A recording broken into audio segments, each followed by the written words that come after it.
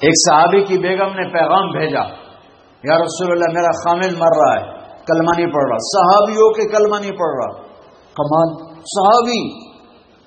اب بھاگ کے گئے، ہم نے کہا بیٹا کلمہ پڑھ، پڑھوانے والے نبی، پڑھنے والا صحابی۔ کہا جی پڑھا نہیں جاتا، بول رہا ہے کلمہ نہیں پڑھا جا رہا۔ ہم نے کہا کیوں؟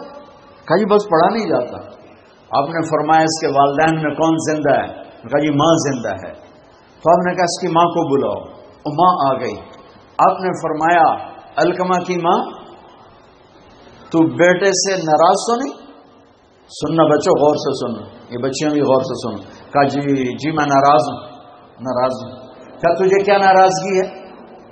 ہائے کہ یا رسول اللہ مجھے اس کے دین کا کوئی گلہ نہیں ہے، بہت نیک بچہ ہے، راتوں کو اٹھ کے تہجد پڑھتا ہے، نفلوں میں کھڑے ہو کے قرآن پڑھتا ہے، دن میں روزے رکھتا ہے، لیکن بس مجھ سے جب بولتا ہے تو بدتمیز ہو کے بولتا ہے، میرا دل چیر کے رکھ دیتا ہے جب مجھ سے بات کرتا ہے، بس مجھے اس کا دکھ درد ہے۔ آج تو ماؤں کی پٹائیاں کرتی ہے اولاد، وہ صرف زبان کی تیزی، زبان کا لہجہ روکھا، کہ یا رسول اللہ بہت بدتمیز ہو کے بولتا ہے۔ آپ نے فرمایا معاف کرو گی؟ کہ جی نہیں چاہتا۔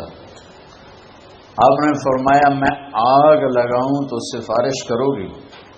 کہا جی آگ میں تو نہیں دیکھ سکتی، سفارش کروں گی۔ آپ نے فرمایا اگر تو نے معاف نہ کیا تو یہ مرتے ہی اللہ کی آگ میں جلے گا، اس کو صحابی ہونا بھی جہنم سے نہیں کوئی بچا سکتا۔ حالانکہ قرآن کہتا کلن وعد اللہ الحسنى، اے میرے نبی میرا وعدہ ہے تیرے تمام صحابہ جنتی ہیں، لیکن میرے نبی نے کہا سن لے تو نے معاف نہ کیا تو یہ سیدھا اللہ کی آگ میں جائے گا۔ سفارش کرتے ہو، معاف کرتے ہو؟ کہ جی میں اب معاف کرتی ہوں۔ آپ نے کہا بیٹا لا الہ الا اللہ کہے۔ اس نے کہا لا الہ الا اللہ اور جان نکل گئی۔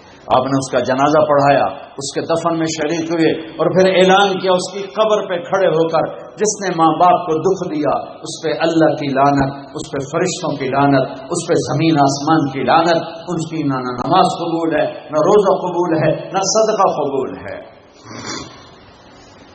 یہ ناکام انسان کی شکل ہے۔ بچوں یہ ہونے والا ہے، اللہ کی قسم کچھ تیاری کر کے مرنا ہے۔